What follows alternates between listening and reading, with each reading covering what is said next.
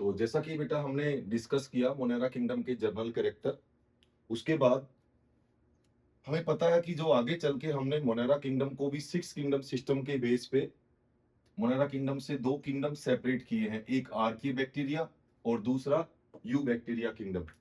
अब इनमें भी अगर हम देखें थोड़ा सा डिफरेंस, जैसे कि हमने बताया कि पहले बहुत पुराने टाइप के जो बैक्टीरिया थे वो अब जो आज हम देखते हैं ट्रू बैक्टीरिया देखते हैं उनसे थोड़े से डिफरेंट थे।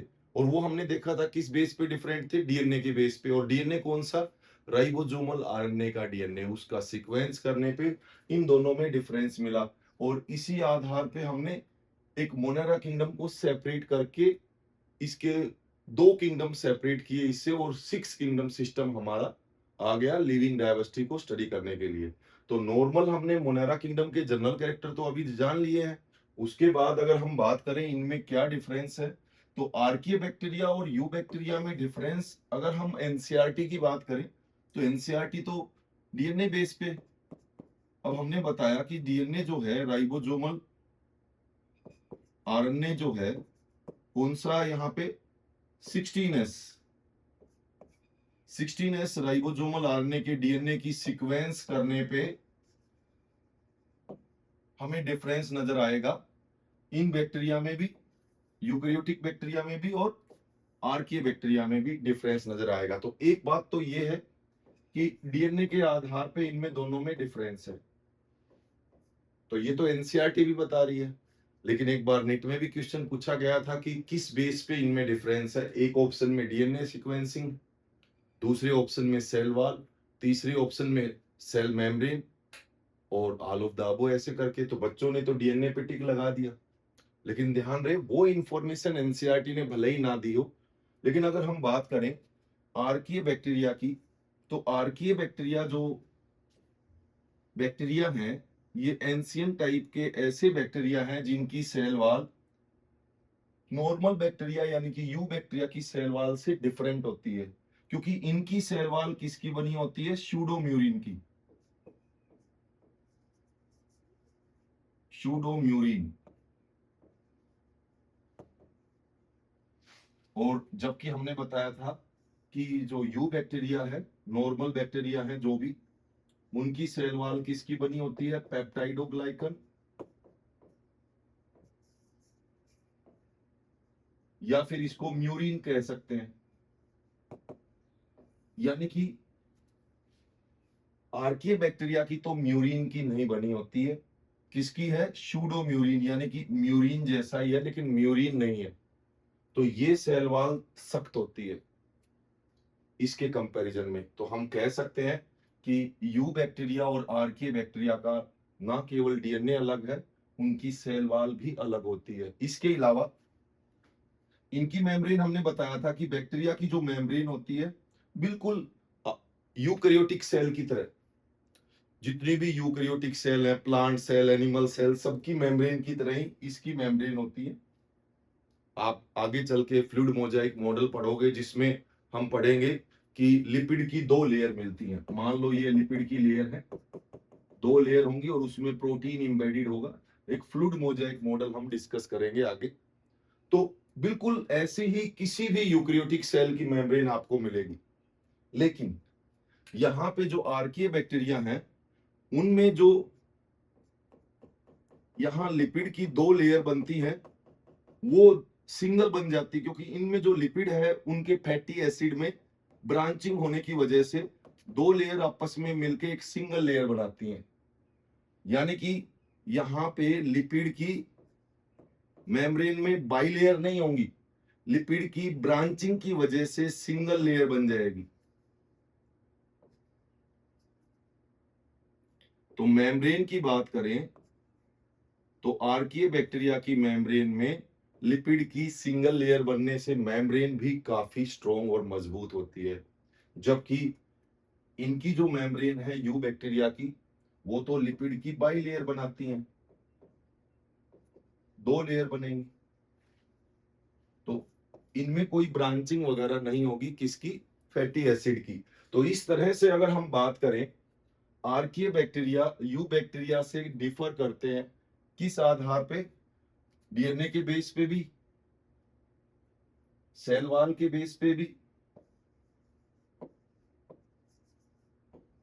और मेम्ब्रेन के बेस पे भी, तीनों आधार पे यू बैक्टीरिया और आर्की बैक्टीरिया आपस में डिफर करते हैं। तो ये तो हमें डिफरेंस जानना पड़ेगा। अब हम इनको थोड़ा सा डिटेल में डिस्कस करेंगे कि आर्की बैक्टीरिया कैसे हैं। ये तो क्लियर हो गया कि आर्की बैक्टीरिया सबसे पहले हमारी जो अर्थ का प्रिमिटिव इन्वायरमेंट था उसमें ये शुरुआत हुई होगी। ये स्ट्रेसफुल इन्वायरमेंट या एक्सट्रीम कंडीशन जो होती हैं इन्वायरमेंट की, उनमें भी ये अच्छे से सरवाइव करते हैं ये बैक्टीरिया। जैसे बहुत ज्यादा नमक है पानी में, नॉर्मल बैक्टीरिया मर जाएगा, वहां सरवाइव नहीं करेगा। लेकिन अगर कोई बैक्टीरिया वहां जिंदा है, समझ लो सरवाइव कर रहा है, तो वो जरूर आर्की बैक्टीरिया होगा। तो नमक ज्यादा है या फिर एसिडिक इन्वायरमेंट है या फिर बहुत ज्यादा गर्म पानी है, ऐसी एक्सट्रीम कंडीशन में आराम से आर्के बैक्टीरिया सरवाइव कर जाता है। क्यों भाई? क्योंकि भाई इसका जो है, यहाँ पे आप देखोगे एक तो सेल वॉल भी मजबूत है नॉर्मल बैक्टीरिया के कंपैरिजन में। नॉर्मल बैक्टीरिया जो होते हैं उनमें तो म्यूरिन की सेल वॉल बनी होती है, यहाँ पे स्यूडो म्यूरिन की थोड़ी सी डिफर करती है उससे। इनकी मेम्ब्रेन जो होती है वो मेम्ब्रेन भी कैसी हो जाती है, ब्रांचिंग की वजह से, फैटी एसिड की ब्रांचिंग की वजह से मेम्ब्रेन में लिपिड सिंगल लेयर की बन जाती है। और रही बात डीएनए की, तो डीएनए की सीक्वेंस के अंदर इंट्रोन पाए जाते हैं। अब आगे आप 12th में जेनेटिक्स में पढ़ोगे, इंट्रोन वाला जो कैरेक्टर है डीएनए में, ये यूकैरियोटिक डीएनए में पाया जाता है। ये एक एडवांस कैरेक्टर होता है डीएनए में, कि ये हम मानते हैं कि प्रोकैरियोटिक सेलों में नहीं मिलता है, ये यूकैरियोटिक डीएनए में ही इंट्रोन पाए जाते हैं। लेकिन यहाँ पे आर्किया बैक्टीरिया के डीएनए में भी इंट्रोन पाया गया है, तो वो भी कहीं ना कहीं इनको नॉर्मल बैक्टीरिया के कंपैरिजन में ज्यादा एडजस्टेबल और स्ट्रोंग बनाता है। तो इस तरीके से हम कह सकते हैं कि आर्किया बैक्टीरिया जो है स्ट्रेसफुल या एक्सट्रीम कंडीशन में भी सरवाइव कर सकता है as compare to you bacteria. लेकिन दोनों को ही हम मोनेरा किंगडम में रखते हैं। हाँ, दोनों से हम कहेंगे कि मोनेरा किंगडम से दोनों सेपरेट हुए हैं, और आज हम इनको आर्किया बैक्टीरिया किंगडम अलग करके पढ़ेंगे और यू बैक्टीरिया किंगडम को अलग पढ़ेंगे। कैसे भाई? देख तो सबसे पहले अगर हम बात करें आर्किया बैक्टीरिया,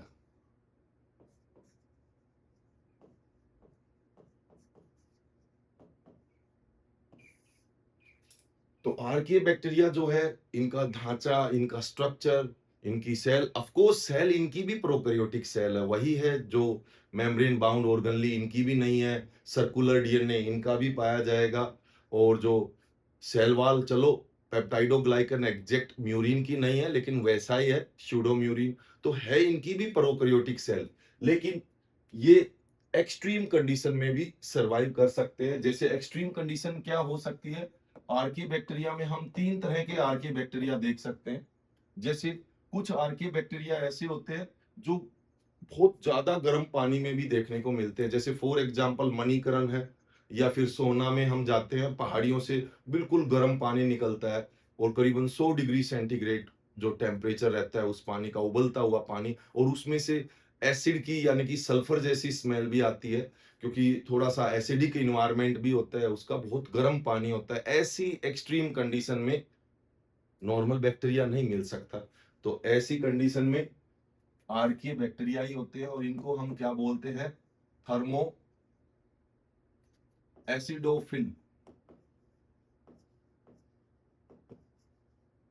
थर्मो का मतलब टेम्परेचर, एसिडो मतलब एसिडिक, फाइल का मतलब लविंग, यानी कि टेम्परेचर को भी और एसिड को भी पसंद करते हैं। उस कंडीशन पे भी, इतनी एक्सट्रीम कंडीशन पे भी ये आराम से सरवाइव कर जाते हैं। जैसे एग्जांपल है थर्मोकोकस बैक्टीरिया, तो ये क्या है, थर्मो एसिडोफिल है। इसी तरह से कुछ आप देखते हो समुंदर है, समुंदर में कितना नमक है, और इसमें हम समुंदर का थोड़ा सा पानी लाएंगे और लैब में उनमें से हम आइसोलेट करेंगे, हजारों तरह के बैक्टीरिया मिल जाते हैं। फिर सोचने वाली बात है, क्या ये कैसे यू बैक्टीरिया है? नो, समुंदर के अंदर जो बैक्टीरिया मिलते हैं वो एक्सट्रीम कंडीशन है समुंदर का पानी, और इस एक्सट्रीम कंडीशन में जो बैक्टीरिया मिलते हैं वो क्या है, हेलोफाइल्स। ये भी आर्कीय बैक्टीरिया है। हेलो का मतलब होता है सोल्ट, बायो में कहीं पे भी हेलो दिखे सोल्ट मानना, इसका मतलब ही सोल्ट है।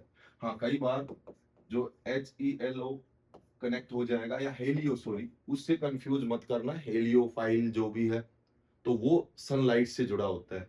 तो यहाँ पे HALO, हेलो, हेलोफाइल्स क्या है, हेलो मीन्स सोल्ट, यानी कि सोल्ट को पसंद करने वाले बैक्टीरिया।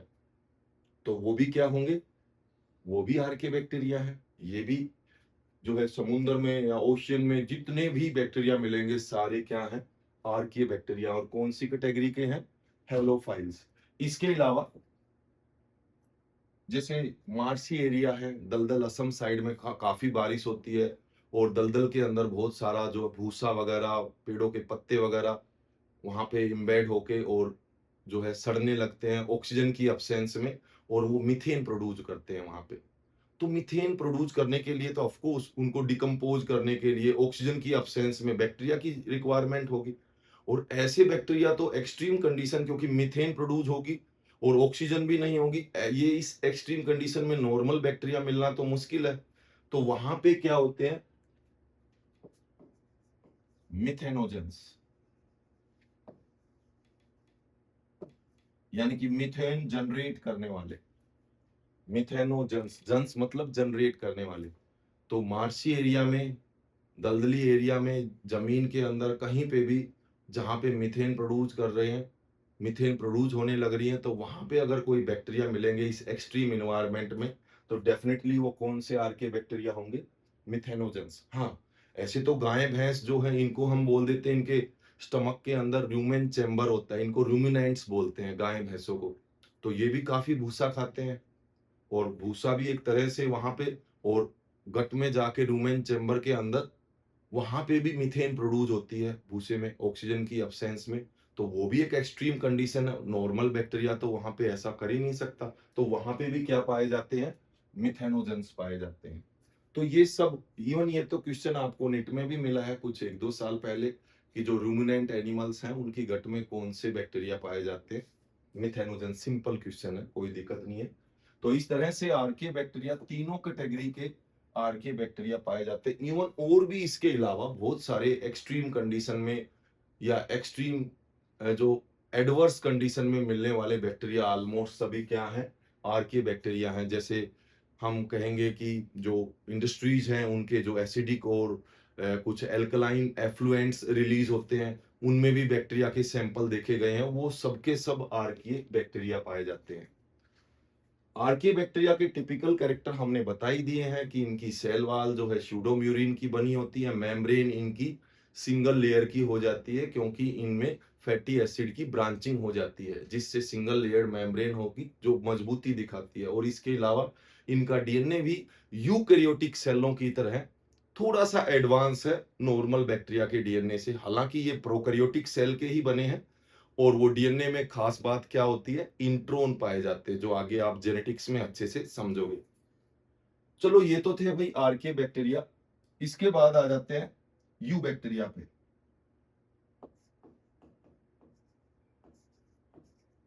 तो यू बैक्टीरिया तो ऑफ कोर्स नाम में ही छुपा है, you bacteria, you means true bacteria, यानी कि नॉर्मली जो हम बैक्टीरिया देखते हैं ये तो आर्के बैक्टीरिया से भिन्न है, बिल्कुल डिफरेंट है। किस आधार पे, एक तो इनकी सेल वॉल म्यूरिन यानी कि पेप्टाइडोग्लाइकन की बनी होती है, मेम्ब्रेन इनकी भी नॉर्मल यूकैरियोटिक सेलों की तरह ही लिपिड की बाइलेयर प्रोटीन इनकी बनी होती है। और जो इनका डीएनए बिल्कुल नॉर्मल डीएनए होता है, कोई इंट्रोन नहीं पाया जाता है इनके डीएनए में। तो रही बात, हमने देखा कि इनमें डिफरेंस डीएनए के आधार पे ही शुरू में देखा गया, तभी इनके जो मोनेरा किंगडम से यू बैक्टीरिया और आर्के बैक्टीरिया को सेपरेट किया गया था। तो यू बैक्टीरिया में क्या क्या पढ़ते हैं हम, यू बैक्टीरिया में भाई बहुत सारे बैक्टीरिया हैं। ऑफ कोर्स यू बैक्टीरिया के अंदर हमने जैसे जो न्यूट्रिशनल डाइवर्सिटी बताई थी वही है ऑलमोस्ट। कीमो, जो यहाँ पे कीमो ऑटोट्रोफिक बैक्टीरिया भी इसी में आ जाते हैं, यानी सॉरी कीमो हेट्रोट्रोफिक, वो भी सभी यू बैक्टीरिया में आ जाते हैं ऑलमोस्ट। हाँ, कुछ कीमो हेट्रोट्रोफिक आर्के बैक्टीरिया में भी आ सकते हैं। इसके अलावा कीमो ऑटोट्रोफिक।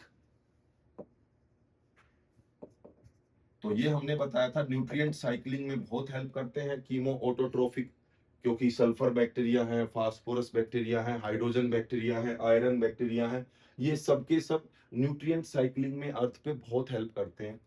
इसके अलावा जो इनमें इंपोर्टेंट है वो कौन से हैं? Photo autotrophic.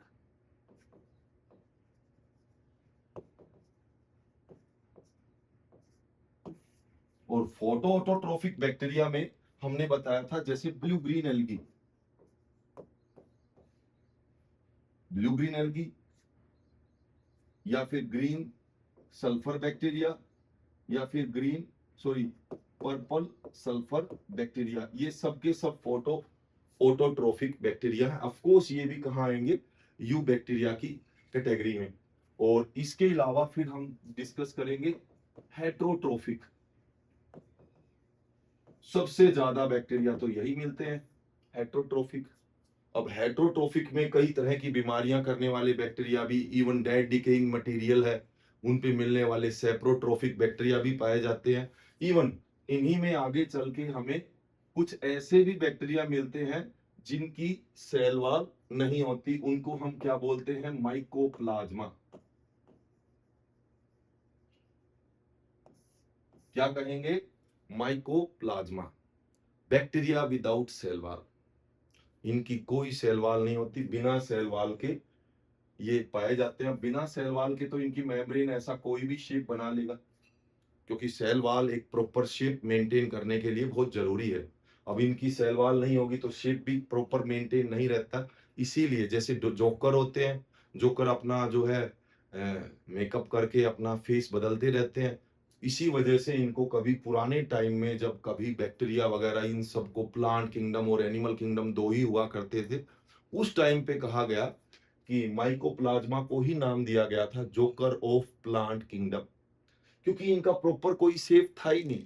तो joker of plant kingdom mycoplasma को ही बोला जाता है। अब इनकी सेल वॉल नहीं है, तो सेल वॉल नहीं है तो ऑफ कोर्स अगर सबसे छोटी सेल की बात की जाए तो वो भी माइकोप्लाज्मा ही होना चाहिए। भाई हम मानते हैं कि सबसे छोटी सेल किसकी होनी चाहिए? बैक्टीरिया की। अब वायरस को तो कह नहीं सकते, वायरस तो सेल का बना ही नहीं होता, तो फिर सबसे छोटा क्या होना चाहिए? बैक्टीरिया, क्योंकि बैक्टीरिया से तो काफी करीबन 10 गुना बड़ी सेल होती है यूकेरियोटिक सेल। तो सबसे छोटी सेल ऑफ कोर्स किसी न किसी बैक्टीरिया की मिलेगी। अब कौन से बैक्टीरिया की मिलेगी? ऐसे बैक्टीरिया जिनकी सेल वॉल नहीं है। अब सेल वॉल जिन किनकी नहीं होंगी? माइकोप्लाज्मा की। तो माइकोप्लाज्मा में भी जो सबसे छोटा माइकोप्लाज्मा है वही सबसे छोटी सेल है, जो आपने पढ़ा होगा पीपीएलओ, प्लूरोनिमोनिया लाइक ऑर्गेनिज्म, सबसे छोटी सेल मानी जाती है। ऑफ कोर्स ये भी एक बैक्टीरिया है, और बैक्टीरिया में भी यू बैक्टीरिया की कैटेगरी में माइकोप्लाज्मा। तो अब हम यहाँ पे यू बैक्टीरिया में क्या पढ़ेंगे? भाई देखो, ये तो सभी तरह के चलो हमने डिस्कस कर लिए हैं। तो एक तो हम यहाँ पे ब्लू ग्रीन एल्गी, ये भी एक तरह से यू बैक्टीरिया की कैटेगरी में आते हैं, इनको हम साइनो बैक्टीरिया भी बोलते हैं। एक तो हम इनको अच्छे से डिस्कस करेंगे, एक माइकोप्लाज्मा और एक नॉर्मल हेट्रोट्रोफिक बैक्टीरिया, जिनको नॉर्मली एक नॉर्मल बैक्टीरिया के तौर पे हम डिस्कस कर सकते हैं। जैसे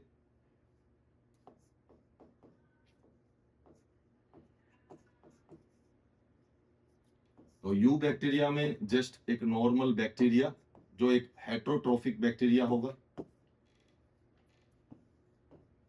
साइनो बैक्टीरिया वो भी इसी के अंदर आते हैं यू बैक्टीरिया में, और माइकोप्लाज्मा, इन सबको हम यू बैक्टीरिया की कैटेगरी में रख सकते हैं। तो सबसे पहले अगर हम बात करें बैक्टीरिया की, कुछ जनरल कैरेक्टर है नॉर्मल जो यू बैक्टीरिया में, जैसे फॉर एग्जांपल ये रिप्रोडक्शन कैसे करते हैं। तो बैक्टीरिया के रिप्रोडक्शन की बात करें तो एसेक्सुअल रिप्रोडक्शन भी करते हैं और सेक्सुअल रिप्रोडक्शन भी करते हैं। अब कुछ ये मानते हैं कि नहीं, सेक्सुअल रिप्रोडक्शन बैक्टीरिया नहीं करते हैं, क्योंकि सेक्सुअल रिप्रोडक्शन के लिए क्या चाहिए? मियोसिस होनी चाहिए, गैमीट प्रोड्यूस होने चाहिए, फिर गैमीट का फर्टिलाइजेशन होना चाहिए तब तो वो सेक्सुअल रिप्रोडक्शन, अदरवाइज नहीं। ऐसा कुछ नहीं है। एक्चुअल में जब मियोसिस से गैमीट बनते हैं, गैमीट फिर आपस में मेल फीमेल के गैमीट फ्यूज होते हैं, तो इन दोनों का, मेल और फीमेल का डीएनए मिक्स होता है, वही मेन पर्पज है। और ऐसा बैक्टीरिया में भी हो सकता है कि उनका दो अलग अलग बैक्टीरिया का डीएनए मिक्स हो जाए, तो वो भी तो एक सेक्सुअल रिप्रोडक्शन है। तो ऑफ कोर्स एनसीईआरटी ने कंसीडर किया है कि सेक्सुअल रिप्रोडक्शन जो है प्रिमिटिव टाइप का है, प्रिमिटिव टाइप सेक्सुअल रिप्रोडक्शन है। पुराने टाइप का मतलब जैसे हम मानते हैं सेक्सुअल रिप्रोडक्शन में गैमीट बने, उनका फर्टिलाइजेशन हो, तो वैसा तो नहीं है, लेकिन डीएनए जरूर मिक्स होता है। तो ऑफ कोर्स हम कहेंगे कि बैक्टीरिया जो है वो सेक्सुअल रिप्रोडक्शन भी करते हैं। और रही बात ए सेक्सुअल रिप्रोडक्शन की, तो बैक्टीरिया में ए सेक्सुअल रिप्रोडक्शन जनरली किसके थ्रू होगा? फीजन के थ्रू। फीजन को हम ए माइटोसिस भी बोल सकते हैं।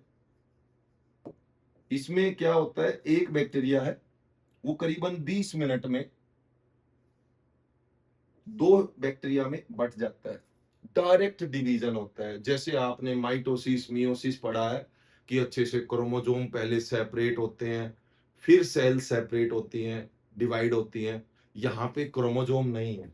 बैक्टीरिया में जैसा कि हम पढ़ते हैं, यहाँ पे जो सर्कुलर डीएनए है, जिसको हमने बताया था कि इसको न्यूक्लियोइड बोल दो, ये फोल्डेड फॉर्म में सर्कुलर डीएनए है, इसको न्यूक्लियोइड या जीनोफोर बोला जाता है। क्यों बोला? फोर का मतलब होता है बियर करना। क्या बियर कर रहा है? बहुत सारे जीन बियर करता है ये, जो बहुत सारे कैरेक्टर कंट्रोल करते हैं बैक्टीरिया में, तो इसलिए इनको जीनोफोर भी बोलते हैं। और इसको हम प्रोक्रोमोसोम कह सकते हैं, क्योंकि ये एक ही डीएनए है जो सर्कुलर फॉर्म में है मेन। तो इसको क्रोमोसोम तो नहीं, लेकिन क्रोमोसोम से पहले की प्रिमिटिव स्टेज कह सकते हैं, इसलिए इसका नाम रख दिया प्रोक्रोमोसोम। तो इस तरह से जो बैक्टीरिया है, इनमें ए सेक्सुअल रिप्रोडक्शन जो है ए माइटोसिस यानी कि फीजन से होता है। 20 मिनट में बैक्टीरिया डिवाइड कर जाता है।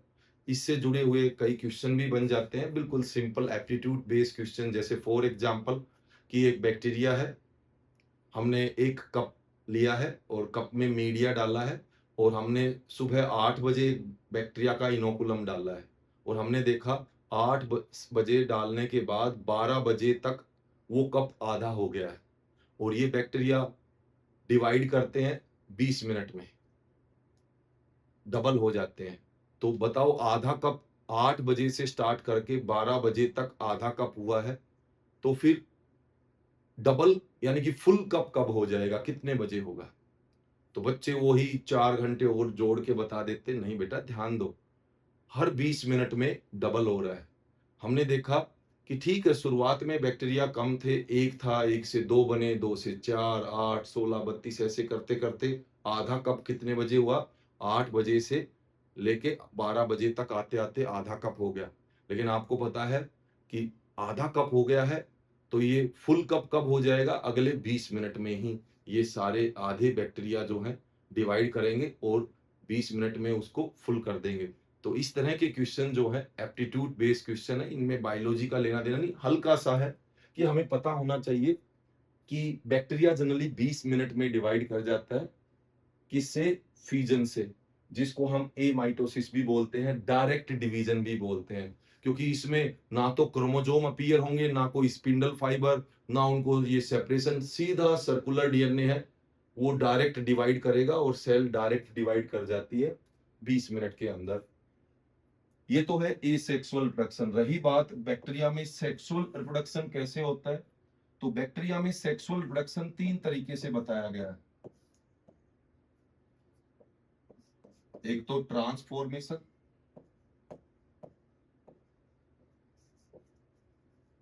ध्यान रहे साइनोबैक्टीरिया और माइकोप्लाज्मा को अलग डिस्कस करेंगे, ये अभी हम जो टिपिकल बैक्टीरिया है उन्हीं को डिस्कस कर रहे हैं।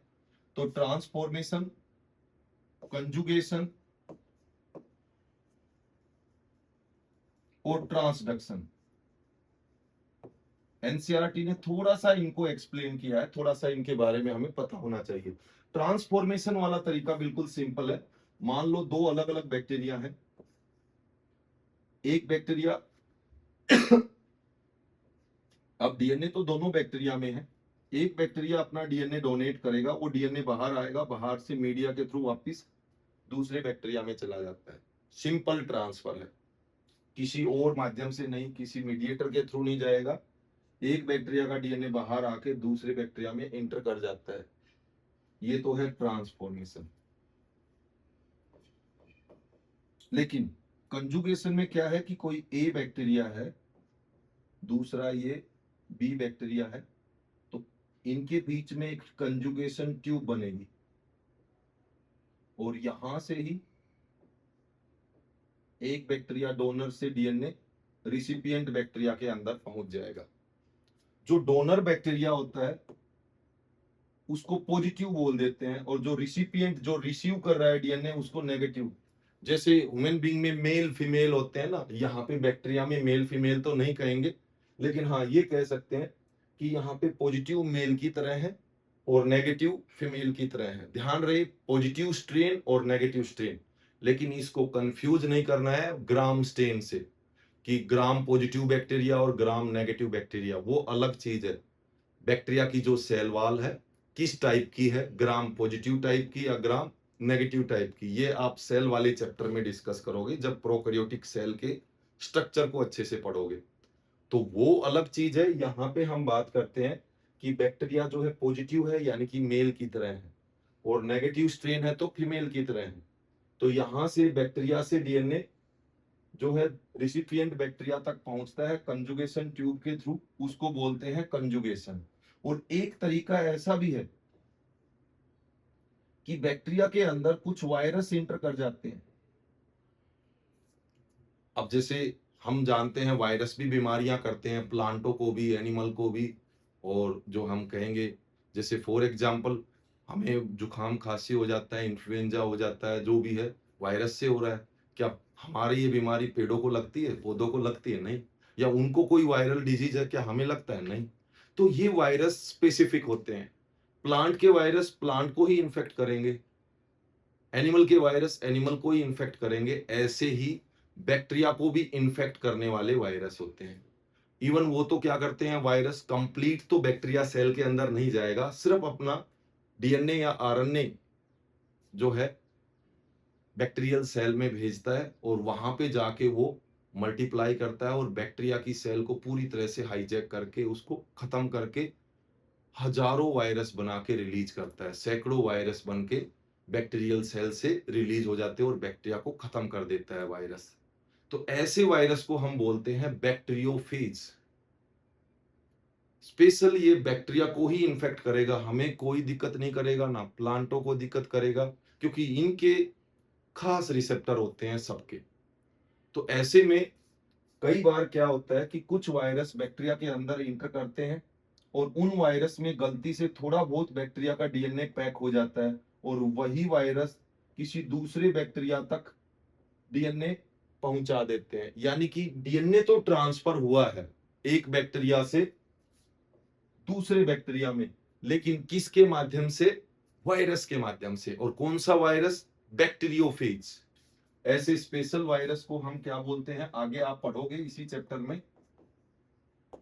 बैक्टीरियोफेज बहुत ही स्पेशल वायरस है जो बैक्टीरिया को खाता है, यानी कि बैक्टीरिया के अंदर घुसेगा। ध्यान रहे, वायरस का कंप्लीट पार्ट नहीं घुसेगा, सिर्फ उसका जेनेटिक मटेरियल बैक्टीरिया के अंदर घुसेगा। उस जेनेटिक मटेरियल में इंफॉर्मेशन है, उसी इंफॉर्मेशन से वो पूरे बैक्टीरिया की सेल पे कब्जा कर लेगा और वहीं से अपना मल्टीप्लिकेशन करेगा, अपने जैसे सैकड़ों वायरस बना लेगा, और वहीं से जो है बैक्टीरिया की मशीनरी को पूरा हाईजैक करके अपने पर्पज के लिए यूज करेगा और बैक्टीरिया की सेल को खत्म करके रैप्चर करके बाहर निकल जाता है। ऐसा वायरस बैक्टीरियोफेज कहलाता है। और यही कारण है कि हमारी जो गंगा जल जो है वो पवित्र है। यानी कि साइंटिस्टों ने पता लगाया कि 15 साल पुराना गंगा जल भी इतना पवित्र कैसे है भाई, वो खराब नहीं होता। हमारा नॉर्मल पानी है 10 दिन में सड़ने लगता है क्योंकि उसमें बैक्टीरिया पनप जाते हैं।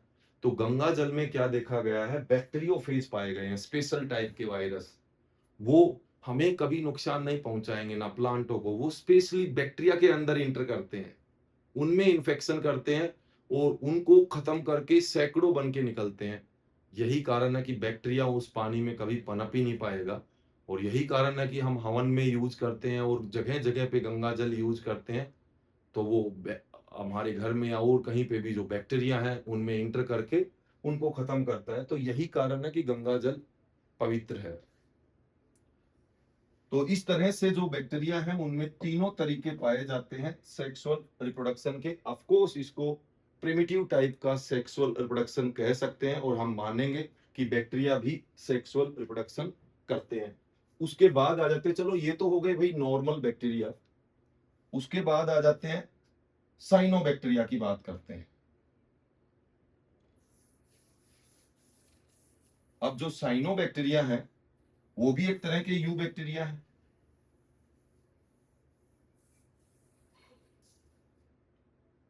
साइनोबैक्टीरिया जो है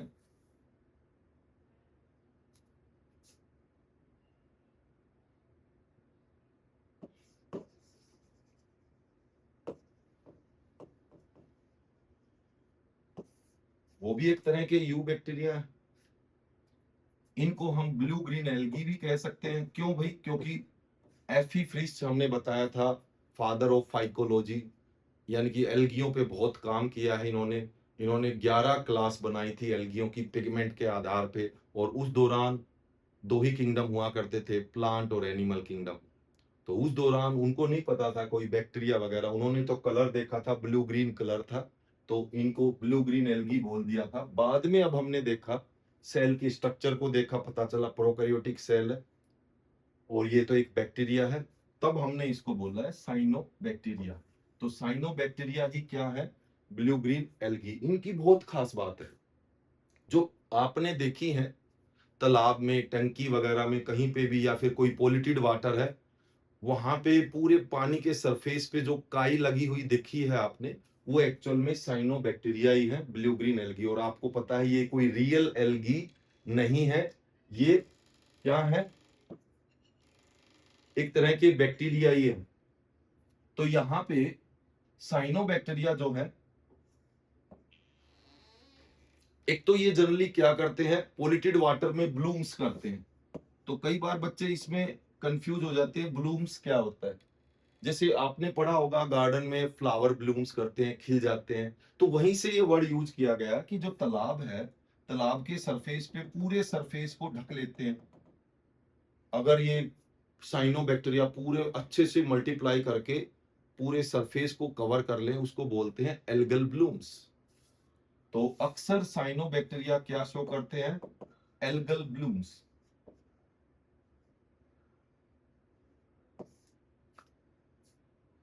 साइनोबैक्टीरिया की एक खास बात है, ये एसेक्सुअल रिप्रोडक्शन तो करते हैं, लेकिन साइनोबैक्टीरिया कभी सेक्सुअल रिप्रोडक्शन नहीं करता है। ना कंजुगेशन, ना ट्रांसफॉर्मेशन, ना यहाँ पे ट्रांसडक्शन होता है। तो सेक्सुअल रिप्रोडक्शन ध्यान रहे इनमें नहीं मिलेगा, और ये अक्सर कंपटीशन में भी ध्यान देने वाली बात है। हाँ, केवल एसेक्सुअल तरीके से ये रिप्रोड्यूस करते हैं। अक्सर जैसे नॉर्मल बैक्टीरिया अपने अंदर स्पोर बना लेते हैं, एंडोस्पोर बोलते हैं, बैक्टीरिया की सेल के अंदर ही बन जाते हैं, वैसे ही ये भी कुछ स्पोर भी बना लेते हैं। इवन जो इनमें जो है कुछ स्पेशल टाइप के हार्मोगोनिया टाइप के स्पोर बना लेते हैं, या फिर कई बार हम देखते हैं कि जो साइनोबैक्टीरिया है वो पानी में मिलते हैं, पानी में मिलते हैं तो यहाँ पे इनकी बाहर जो है एक जेलेटिनस सीथ पाई जाती है, जेली जैसा मटेरियल है जो इनको कवर करता है। वो तो पानी में मिलने वाले हर एनिमल या प्लांट पे ही पाया जाता है। आप देखोगे कोई प्लांट पानी में मिलेगा, उसको खींच के निकालोगे, स्लिपरी होता है, वो जेलेटिनस सीथ है ताकि पानी में वो खराब ना हो प्लांट। ऐसे ही फिश को पकड़ोगे, वो भी स्लिपरी होती है, उसके ऊपर भी पतली सी लेयर रहती है। हर प्लांट और एनिमल जो भी एक्वेटिक है उनमें अक्सर पाया जाता है जेलेटिनस कवरिंग होती है। तो जो जेलेटिनस सीथ होती है यहाँ पे बैक्टीरिया के बाहर, ये अक्सर क्या करती है, बहुत सारे बैक्टीरिया को चिपका लेती है एक साथ, और इस तरह से चिपकने के बाद ये एक धागे की तरह दिखते हैं, यानी कि फिलामेंटस। ये मल्टी सेलर नहीं है। हाँ, फिलामेंटस है, कई बार ये कॉलोनी भी बना लेते हैं।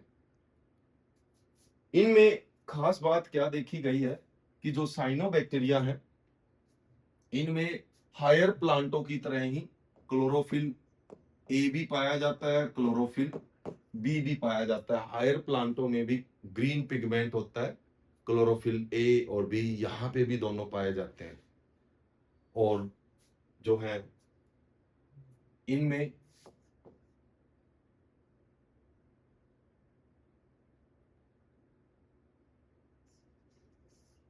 फाइकोबिलिन्स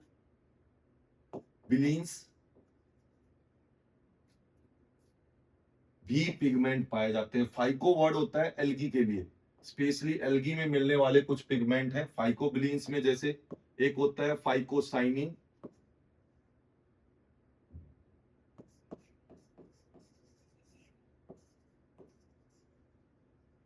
अब बेटा साइनो वर्ड आ गया तो ब्लू से है, यानी कि ब्लू कलर देंगे ये। और एक दूसरा पिगमेंट इनमें मिलेगा फाइको इरिथ्रीन।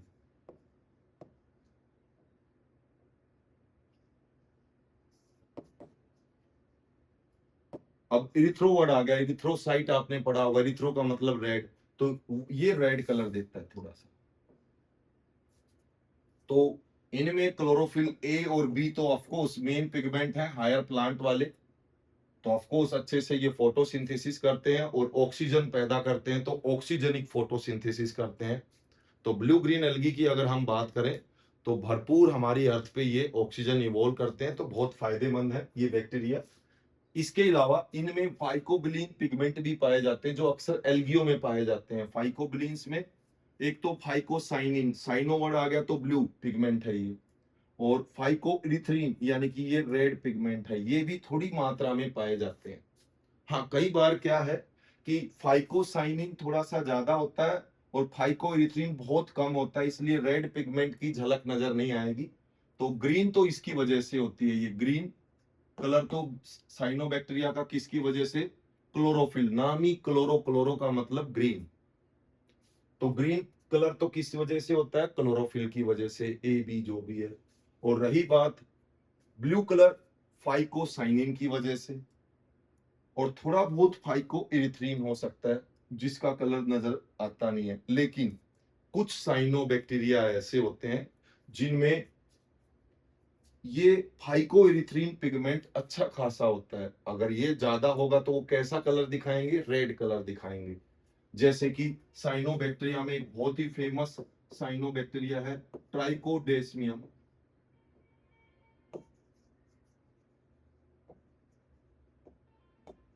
इरिथ्रियम। अब यहाँ पे भी इरिथ्रियम आ गया, इरिथ्रो वर्ड आ गया, इरिथ्रो का मतलब रेड। तो ये तो क्लियर हो गया। हमने जब नाम बताए हैं साइंटिफिक लिखते हैं, पहले जेनेरिक नेम लिखते हैं और फिर क्या लिखते हैं, स्पेसिफिक एपिथेट, यानी कि विशेषता वाला गुण। और इसकी विशेषता क्या है कि रेड कलर का साइनोबैक्टीरिया है ये, तो इसलिए हमने स्पीसीज यहाँ पे इरिथ्रियम लिया है। और ये हो गया ट्राइकोडेस्मियम जीनस जेनेरा। तो यहाँ पे ट्राइकोडेस्मियम इरिथ्रियम की बात करें तो ये तो रेड कलर का है, और आपको कहाँ मिलेगा, समुद्र के अंदर अगर ये मिलेगा, कोई भी समुद्र है, पूरा पानी आपको वहां का रेड नजर आएगा। एक समुद्र है जिसको हम बोलते हैं, जहां पे पूरा पानी रेड है, उसको रेड सी बोलते हैं। लोग कई बार कंफ्यूज हो जाते हैं, बिल्कुल ब्लड की तरह दिखाई देता है पानी, एक्चुअल में ये ब्लू ग्रीन एल्गी है, वो साइनोबैक्टीरिया स्पेशल टाइप का जिसका नाम है ट्राइकोडेस्मियम इरिथ्रियम, इसकी वजह से रेड सी हो जाता है। और कारण क्या है हमने बताया भाई, देखो कलर क्या है, एक तो ब्लू कलर, एक ग्रीन। ग्रीन कलर तो क्लोरोफिल की वजह से होते हैं, ए और बी मिलते हैं। और ब्लू कलर फाइकोसाइनिन, देखो फाइकोबिलिन दो तरह के होते हैं, फाइकोसाइनिन और फाइकोइरिथ्रिन। और ऐसे ही फाइकोबिलिन पिगमेंट आपको और एल्गियो में भी पाए जाते हैं, तो थोड़ा सा इनको अलग करने के लिए इनके आगे सी लगा देते हैं कि सी फाइकोसाइनिन, सी फाइकोइरिथ्रिन, सी का मतलब साइनोबैक्टीरिया वाले। ऐसे आगे चल के रेड एल्गी में भी मिलेंगे, और रेड एल्गी में वहां पे उनके आगे आर लगा देते हैं कि हम रेड एल्गी की बात कर रहे हैं पिगमेंट की, बाकी ये सिमिलर है। तो रेड एल्गी से साइनोबैक्टीरिया की एक तो यही सिमिलरिटी है कि पिगमेंट मैच करते हैं रेड एल्गियों से। दूसरा, रेड एल्गी में भी सेक्सुअल रिप्रोडक्शन ऑफ कोर्स वहां पे तो होगा, मोटाइल स्टेज नहीं होती, सॉरी, यहाँ पे एसेक्सुअल रिप्रोडक्शन होगा, सेक्सुअल रिप्रोडक्शन नहीं होता है। इनमें एक और खास बात है, मोटाइल स्टेज नहीं मिलेगी, मोटाइल स्टेज अब्सेंट।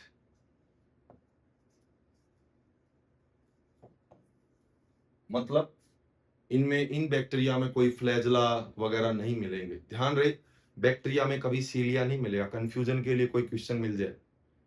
सीलिया वाला कैरेक्टर यूकैरियोटिक सेलों का होता है, किसी प्रोकैरियोटिक सेल में सीलिया नहीं है, ये सेल वाले चैप्टर में ही आप पढ़ोगे। हाँ, सीलिया की तरह आपको दिखते हैं वो पिल्लाई हो सकती हैं, लेकिन सीलिया बिल्कुल नहीं है। तो सीलिया आपको यूकैरियोटिक सेलों में मिलेंगी। हाँ, बैक्टीरिया में मोटिलिटी मूवमेंट करने के लिए फ्लैजला की जरूरत पड़ती है। तो यहाँ पे साइनोबैक्टीरिया में किसी भी स्टेज पे कहीं पे भी फ्लैजला नहीं पाए जाते, यानी कि मोटाइल स्टेज नहीं होती। ऐसा ही रेड एल्गियो में भी पाया जाता है। तो रेड एल्गी में और साइनोबैक्टीरिया में ये दो खास बातें हैं जो सिमिलर हैं। एक तो ये दोनों पिगमेंट रेड एल्गी में भी पाए जाते हैं, ब्लूइश कलर का भी और रेड कलर वाला पिगमेंट। और दूसरा, वहां पे भी मोटाइल स्टेज नहीं मिलती है, और इनमें भी साइनोबैक्टीरिया में भी मोटाइल स्टेज नहीं पाई जाती है। बाकी अगर हम बात करें साइनोबैक्टीरिया की,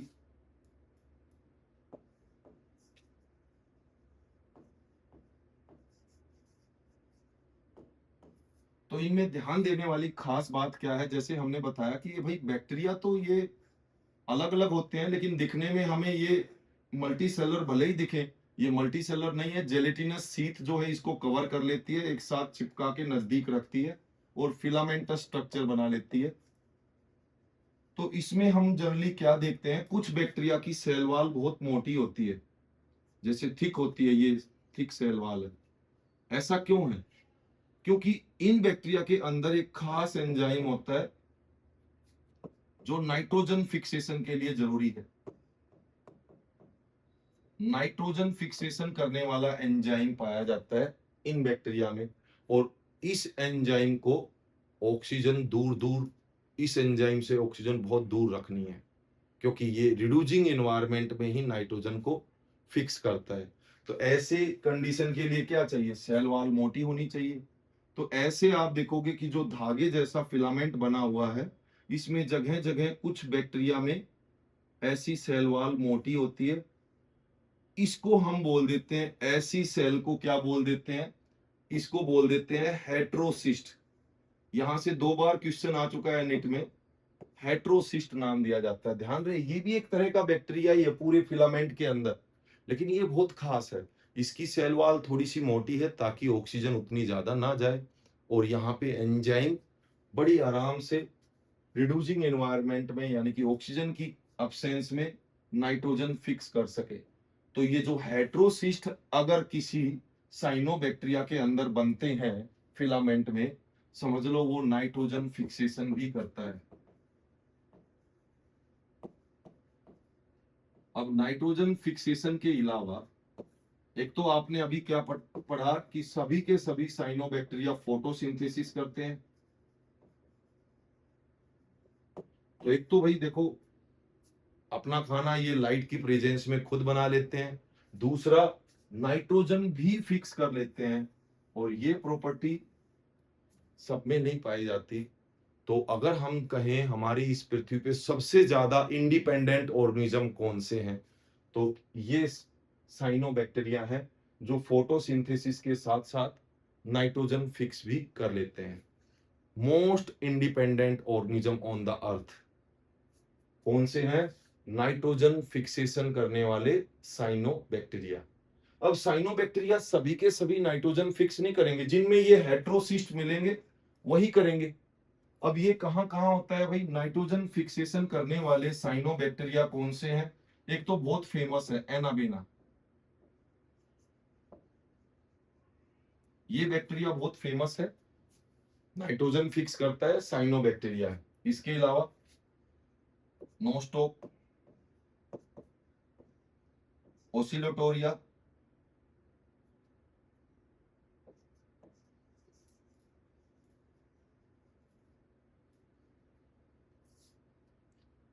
ये सबके सब क्या है, नाइट्रोजन फिक्स करने वाले बैक्टीरिया हैं। लेकिन कुछ ऐसे भी साइनोबैक्टीरिया हैं जो नाइट्रोजन फिक्स नहीं करते हैं, लेकिन साइनोबैक्टीरिया हैं अच्छे खासे जो है फोटोसिंथेसिस करते हैं, नाइट्रोजन फिक्स नहीं करते। वो क्या है, स्पाइरुलिना। और ये बड़े फेमस हैं आजकल।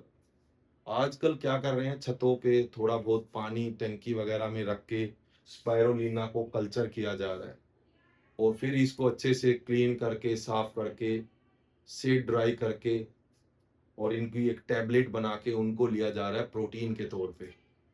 तो प्रोटीन का रिच सोर्स है, तो इनको हम सिंगल सेल प्रोटीन के नाम से भी जानते हैं। क्या जानते हैं, एक सिंगल सेल के तौर पे प्रोटीन है। तो हमारी जो बढ़ती हुई पॉपुलेशन में फूड की जो इन्हेंसमेंट की रिक्वायरमेंट बहुत ज्यादा है, तो कहाँ से मिलेगा भाई फूड, तो यही एक अच्छा सोर्स हो सकता है। तो भविष्य में स्पाइरुलिना हमारे लिए जो है बढ़ती हुई पॉपुलेशन के लिए एक अच्छा प्रोटीन का सोर्स हो सकता है। इवन अभी भी इसको बहुत ज्यादा यूज करने लगे हैं लोग। तो स्पाइरुलिना भी एक तरह का क्या है, साइनो बैक्टीरिया है, लेकिन ये नाइट्रोजन फिक्स नहीं करता है।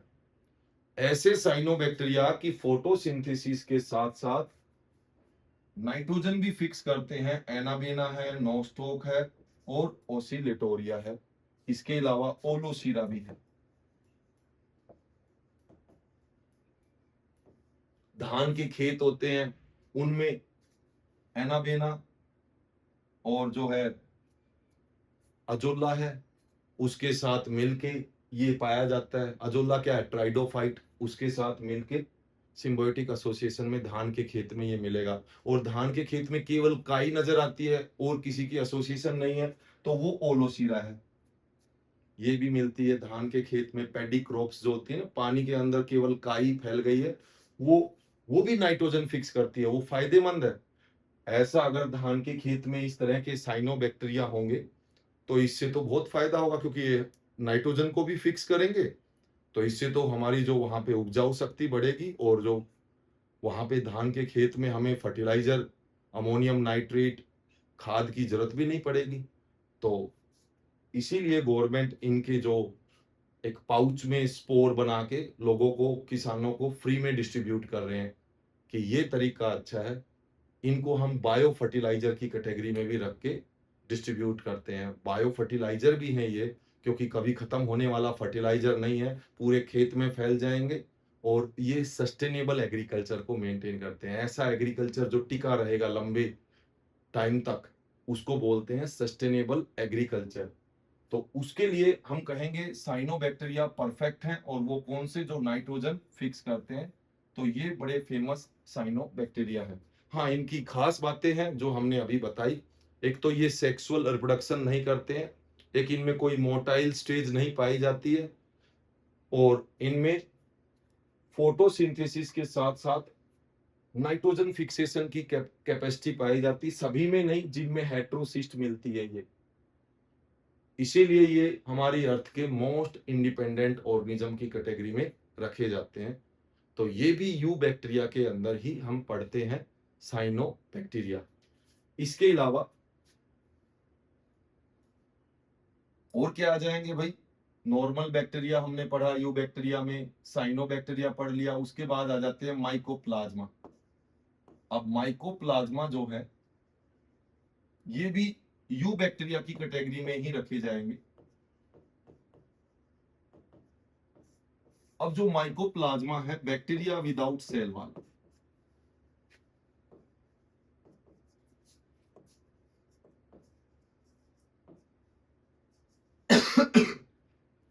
बिना सेल वाल के बैक्टीरिया। तो इनमें सबसे खास बात तो क्या है, एक तो हमने बताया कि भाई इनकी सेल वाल नहीं होगी तो कोई फिक्स शेप भी नहीं होगा, तो इनको जोकर्स ऑफ प्लांट किंगडम भी कहा जाता है पुरानी टाइम से।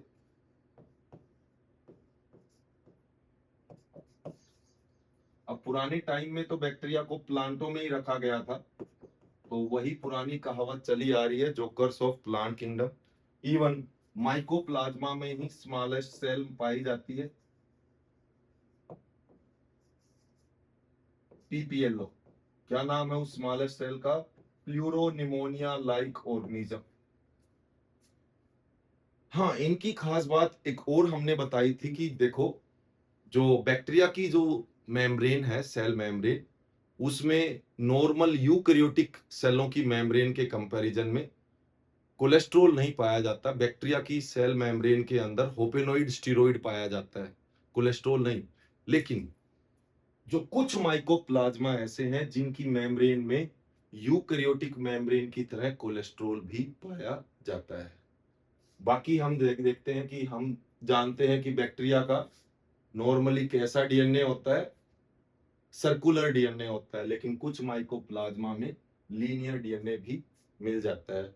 बाकी हम देखेंगे कि पेनिसिलिन जैसी एंटीबायोटिक इन पे असर नहीं करेगी, वो केवल बैक्टीरिया की सेल वॉल पे असर करती है, और ये ऐसे बैक्टीरिया हैं जिनकी सेल वॉल नहीं होती, और सेल वॉल नहीं है तो एक तरह से ग्राम नेगेटिव वाली कैटेगरी में आएंगे। ये हम आगे सेल वाले चैप्टर में डिस्कस करेंगे।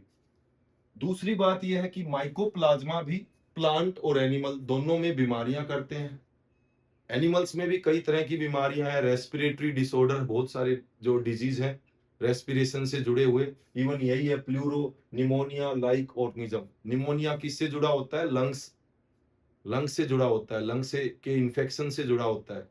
तो एक तो रेस्पिरेशन से जुड़े हुए यहाँ पे इन्फेक्शन होते हैं एनिमल्स में, दूसरा प्लांटों में भी ये कई तरह की बीमारियां करते हैं माइकोप्लाज्मा। जैसे ब्रिंजल है, पोटैटो है, तो ब्रिंजल में विचिज ब्रूम के नाम से जाना जाता है बीमारी, वो इसी की वजह से होते हैं। Little leaf of potato, potato के छोटे छोटे पत्ते हो जाते हैं, वो भी माइकोप्लाज्मा की वजह से होते हैं। तो ऐसी बहुत सारी बीमारियां हैं जो माइकोप्लाज्मा से प्लांटों में भी होती है, और एनिमल में भी होने वाली बहुत सारी बीमारियां मिलती हैं। इनमें एक खास बात और बताई गई है कि mycoplasma can survive in absence of oxygen. अब ये ध्यान देने वाली बात है, हमने इससे पहले लेक्चर में बताया था, ऑक्सीजन की एब्सेंस को हम क्या कहते हैं? Anaerobic condition. और कैन बोला है, कैन मतलब कर सकते हैं, कि ऑक्सीजन की एब्सेंस में भी सरवाइव कर सकते हैं, यानी कि ऑक्सीजन चाहिए इनको, इसका मतलब यही है कि ये ऑक्सीजन की प्रेजेंस में आराम से सरवाइव करते हैं। लेकिन कभी कभी अगर ऑक्सीजन ना मिले तब भी ये सरवाइव कर सकते हैं। तो इसके लिए कभी कभार के लिए, टेम्पररी के लिए हमने क्या वर्ड यूज किया था? फैकल्टेटिव। तो ये क्या है? फैकल्टेटिव एनारोबिक बैक्टीरिया है। कभी कभार ये बिना ऑक्सीजन के भी सरवाइव कर जाते हैं। लेकिन अगर ऐसा बोला जाए कि चार ऑप्शन है, ओब्लिगेट या फैकल्टेटिव वर्ड नहीं है, सिंपली आपसे बोल दें कि एक एरोबिक बैक्टीरिया है या अनएरोबिक माइकोप्लाज्मा, कैसे हैं? कभी कभार बिना ऑक्सीजन के रह सकते हैं, यानी कि कैसे बैक्टीरिया है? एरोबिक है, ऑक्सीजन चाहिए इनको, लेकिन ऑक्सीजन ना भी होगी तब भी ये सरवाइव कर जाते हैं कभी कभार। तो इसलिए इनको यहाँ पे इस लाइन का मतलब है कि कभी कभार बिना ऑक्सीजन के भी सरवाइव कर जाते हैं, फैकल्टेटिव एनारोब्स हैं। और ये क्या होते हैं फैकल्टेटिव एनारोब्स? एरोबिक बैक्टीरिया ही होते हैं। कैसे होते हैं? एरोबिक ही होते हैं, लेकिन ओब्लिगेट नहीं, जस्ट एरोबिक बोलेंगे। हाँ, ये फैकल्टेटिव टाइप के एनारोबिक हैं, ये इस लाइन का मतलब निकलता है। तो कई बार माइकोप्लाज्मा से कंपटीशन में एक क्वेश्चन इसी एनसीईआरटी की लाइन से बनता है कि माइकोप्लाज्मा इनमें से कैसे हैं? Obligate aerobic, obligate anaerobic, facultative aerobic और फैकल्टेटिव एनारोबिक। तो यहाँ पे लाइन बता रही है कि ये ऑक्सीजन की अब्सेंस में भी जिंदा रह सकते हैं, तो फैकल्टेटिव एनारोबिक बैक्टीरिया हैं। तो इस तरह से हम देखेंगे कि जो माइकोप्लाज्मा है वो भी यूकेरियोटिक, जो ये भी क्या है? यू बैक्टीरिया है। और साइनोबैक्टीरिया भी हमने यू बैक्टीरिया में पढ़ा है, और इवन जो टिपिकल बैक्टीरिया है उनको भी हमने यू बैक्टीरिया में अच्छे से डिस्कस किया है। तो इस तरह से मोनेरा किंगडम से सेपरेट होके आर्किया बैक्टीरिया और यू बैक्टीरिया दोनों ही हमारे कंप्लीट हो गए हैं। इसके बाद हम नेक्स्ट किंगडम डिस्कस करेंगे, प्रोटिस्टा किंगडम। देखो बेटा,